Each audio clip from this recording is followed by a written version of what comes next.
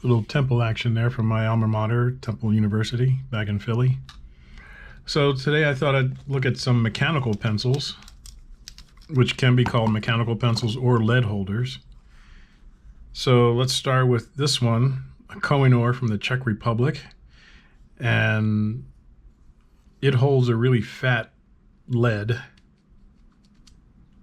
Look at that. And I usually load these with 6B.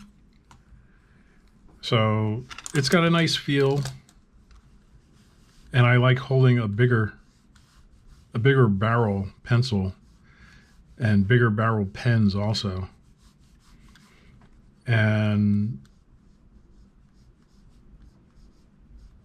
Warner Brothers animator Ben Washam used to use one of these, and he told us the reason is because you can't get too precious about the details.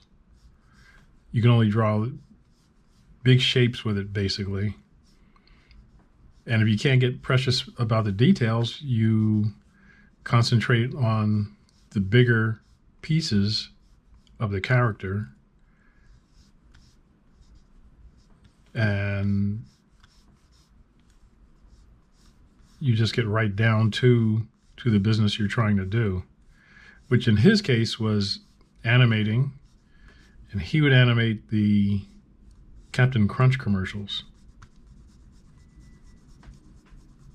And he would show us how to draw Daffy Duck with this really big fat pencil, which at the time I thought, how could he do that? And he had a much more blunted point than I have. I've kind of sharpened this one. But it's got a nice feel on this paper. And you can get the lead from from 6B down to 2B, HB, and B. I'm not sure if it comes in H or not when it's this big. It may. I've never checked into that. But H pencils, I met one comic artist, Mike Sikowski, that used either an H or a 2H when he drew his pencil roughs for comic books, and probably when he was in animation too. And Scott used to say that he was trying to talk him out of it because it would kind of etch the paper. So instead of getting a nice smooth feeling on his paper with a hard lead, he would kind of make an engraved line into the paper, which once you erase and then you want to go back and clean up, your cleanup line might get stuck, or if you're using a pen for comic book inking, might get stuck in that groove. So that's the Coor lead holder, they call them. And you can get these at the art supply store. And next is this one, which is a Statler Mars. And the lead is a lot thinner, as you can see here.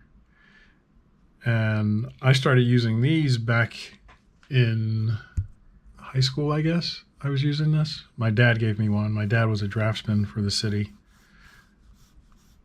And they would usually use 2H and H lead, but I made sure I went out and got 2B and 6B leads for my lead holders. I don't have the original one that I used back then, but this is probably my third one of this style, this design over the years. Sometimes they get lost, but this has a nice feel on this smooth paper. This is that Create Something Today sketchbook. It's not fighting with the paper.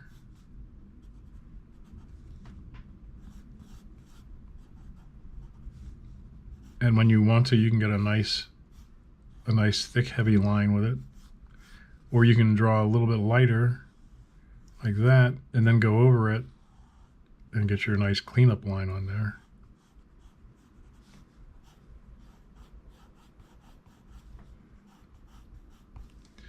So that's the Statler with a 6B lead. And then we have this one, which is called Graph Gear, and it's by Pentel. And I'm not sure how I found out about this one. Maybe my brother told me about this. My brother's an engineer. And the lead is retracted here. And then once you press down, the lead comes out. And I'm pretty sure this is a a .9 lead, which is mostly the leads that I use for mechanical pencils are .9, which is the thickest, heaviest you can get. And I'm pretty sure this is 2B lead in here. So you can draw light with it, and then when you need to, you can press down and make a nice cleanup line with it.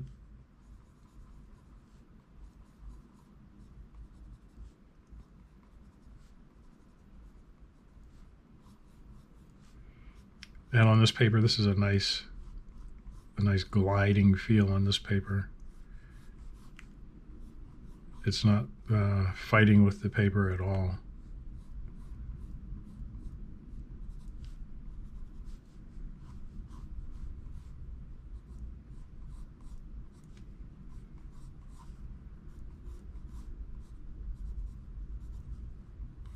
There we go. So that's a nice line on that. So whenever I can, if I get a mechanical pencil, it's usually going to be a thick one. And this one is a Coor Rapidomatic, and this is a .5 lead. And the nice thing about this one is whatever lead you put in there, you can turn this dial to remind you what lead you have. So here it's a B, 2B, and there's some other ones in there. But I'm usually using a 2B with this. And as you can see, the lead is really thin. I don't usually use this too much for drawing because the lead will snap if you have it extended out too far. But if you're just doing quick sketches like this, this is it's got a nice feel on this paper.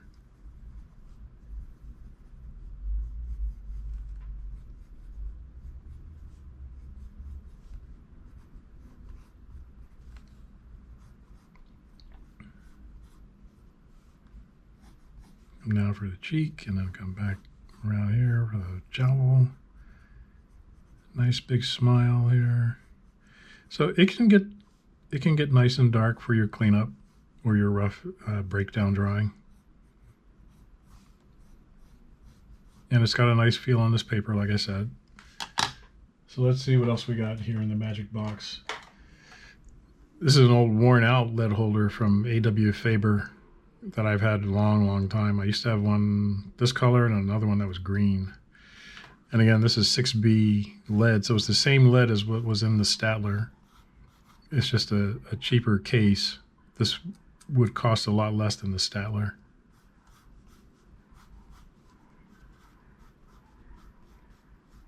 I bought some 6B leads for these pens way back, these pencils way back. And unlike food, lead lasts a long time, so you don't have to worry about it being expired. So those are the thicker pens that I have. Now this one is from IATSE, from the Art Directors Guild. And I'm pretty sure this is a 5.5 also. It's pretty thin lead there. And this may be an HB lead inside here. It's drawing so gray. But when you draw with lead this thin, if you're not careful when you press down to do a little bit darker line, sometimes the lead snaps. So that's the deal about those. Now here's a handful of other pencils. The Sumo Grip, this is a .7. And this is either HB or 2B.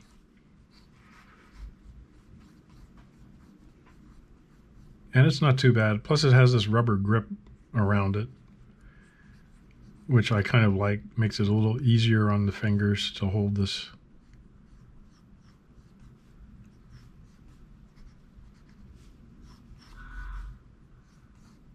So there's a .7 lead.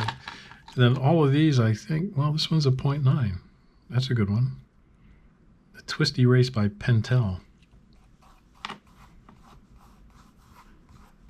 That's a good feel. So when you're using mechanical pencils, the actual drawing that comes out is just dependent upon the lead that you get for it and who manufactures that. But what's more important while you're drawing is, how's it feel in your fingers? I like this one because it's got this rubber around it, so it's a nice feel. I like those big fat pens. This one is a Sanford and it's a 0.5, but it's got this nice rubber around there, which feels like it's dry rotting. And again, this is either HB or 2B lead in there. But it's all a matter of how does it feel in your fingers and your hand? How's it feel once that hits the page? Here's a thin one by Papermate, which is 0.5. How does this even work? There, you can hardly even see the lead coming out, but you press this little lever on the side and the lead shoots out.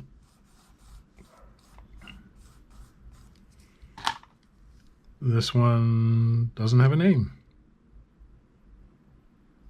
Well, I guess that cuts down on lawsuits, doesn't it? No, there's a name. It's a Pentel. And you advance the lead by pressing this little lever here.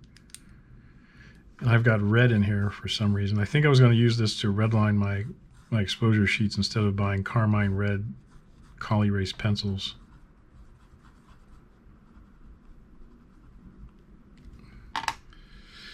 And this is another Pentel, 0.7. Press down the top and the lead comes out. And it's a nice feel to it. If you're not very emotional about your drawing implements and what you're drawing, then it's okay. But if you get really into the drawing and want to start pressing down on stuff,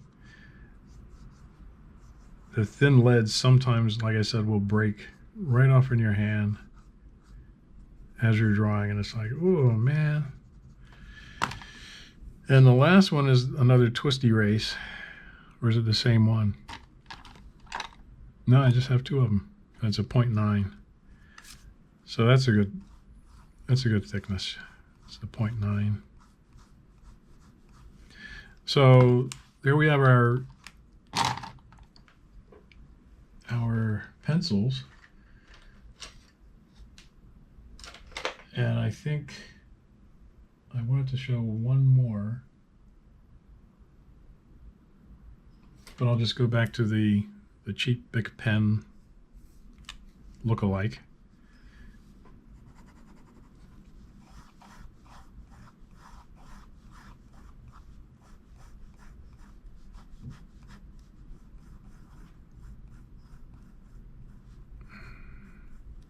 Some of these are so old that the ballpoint is starting to get stuck a little bit, and you have to actually press down. So when my friend Steve started showing me about drawing with pens instead of pencils, I said, I got to get in on that action. And that was the point at which I started collecting lots of pens to see, well, which one has the best feel on the paper. And that never-ending quest for finding the best paper to draw on. And what I found was that you get a lot of great effects using pens on smooth paper, which means Bristol paper is the smoothest paper you can get, I guess. That's kind of what this paper feels like, although it's not listed as such. There's no details on this pad about what kind of paper is in here.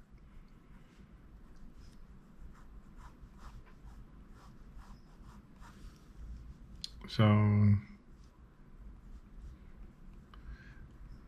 another episode, I'll go through pen drawings and how Corny Cole handled pens. So until next time, keep drawing and keep having fun.